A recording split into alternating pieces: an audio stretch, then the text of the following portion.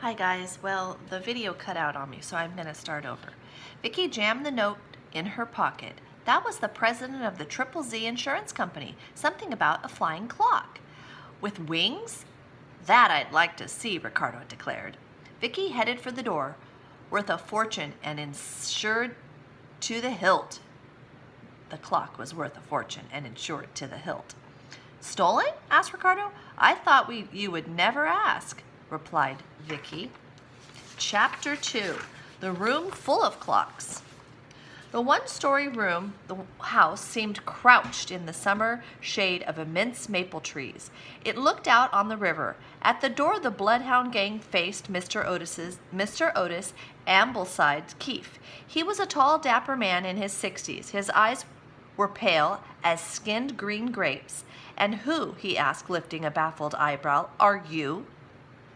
Bloodhound Detective Agency, Vicky answered, handing over a business card. Triple Z Insurance instructed us to look into the burglary that you reported. They sent street urchins and ragamuffins to investigate a crime of this magnitude?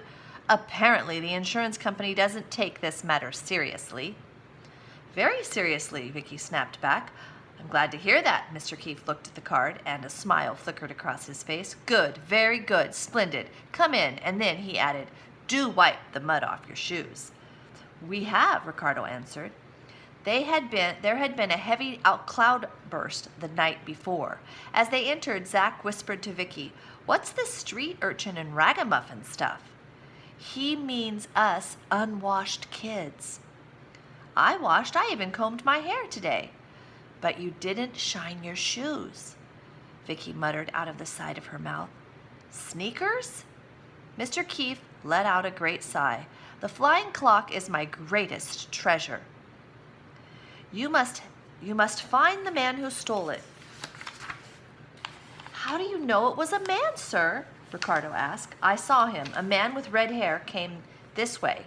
Mr. Keefe led the Bloodhound gang along the carpeted lined with suits of armor that were in need of dusting, Vicky noticed. Cut flowers were wilted in their vases and hung like seaweed. Vicky's glances did not escape Mr. Keefe. You will excuse the neglect around here, he said, striding along with a clipped military bearing. I had to let my housekeeper go 2 weeks ago. Why was that? Vicky asked. Clumsy, dear Mrs. Finch kept breaking things. And I must add, small items seemed to disappear. Trifles. Not that I'm accusing her of a great crime. Did she have red hair? Ricardo asked. As a matter of fact, she did. But don't waste your time on Mrs. Finch. As I told you, I saw the thief. A man. Definitely a man. There were some clues there. So what I noticed was that he used to have a housekeeper, and she was maybe getting a little older and bumping things and breaking them and knocking things over.